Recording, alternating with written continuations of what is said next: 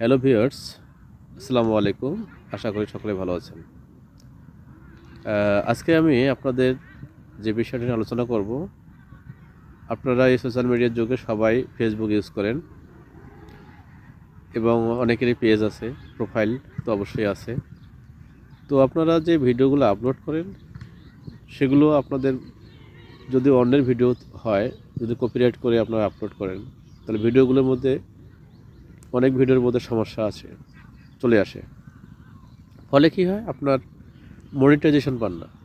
তো আজকের এই ভিডিওতে আমি আপনাদেরকে দেখাবো যে আপনার পেজে এবং প্রোফাইলে যে সমস্যাজনিত ভিডিওগুলো আছে সেগুলো কিভাবে আপনি বের করবেন এবং কিভাবে আপনি এই ভিডিওগুলোকে ডিলিট করবেন।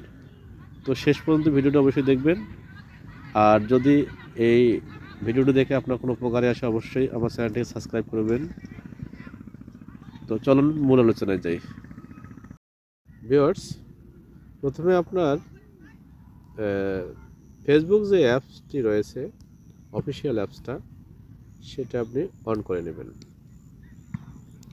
আপনার যে অফিসিয়াল অ্যাপসটা রয়েছে সেটা আপনি প্রথমে অন করে নেবেন।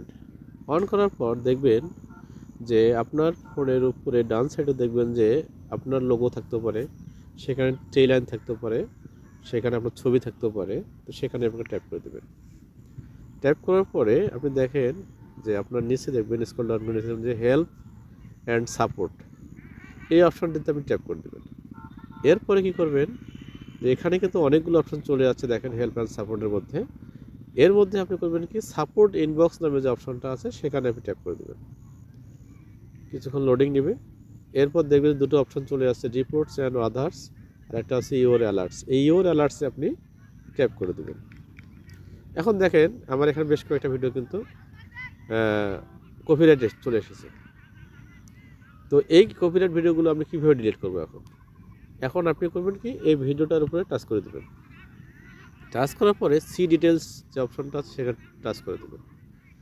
তারপর কন্টিনিউতে ট্যাপ করে দেবেন, আবার কন্টিনিউতে ট্যাপ করে দেবেন, আবার কন্টিনিউতে ট্যাপ করে দেবেন। এখানে দেখেন তিনটে অপশন চলে আসছে। শেষের যে অপশনটা আছে রিমুভ ভিডিও, এখানে আপনি ওকে করে দেবেন। তারপর কন্টিনিউতে প্রেস করবেন। এরপর ডিলিট ভিডিও যেখানে লেখা বের হয়েছে সেখানে আপনি ট্যাপ করে দেবেন। এরপর আপনার ভিডিওটা ডিলিট হয়ে গেল। এভাবে আপনার যে কটা ভিডিও আপনার পেজে অথবা প্রোফাইলে থাকবে অবশ্যই আপনি ডিলিট করবেন। তো আশা করি ভিডিওটা আপনার উপকারে আসবে। তো অবশ্যই আমার চ্যানেলটাকে সাবস্ক্রাইব করতে ভুলবেন না। Thank you so much for watching the video. আসসালামু আলাইকুম।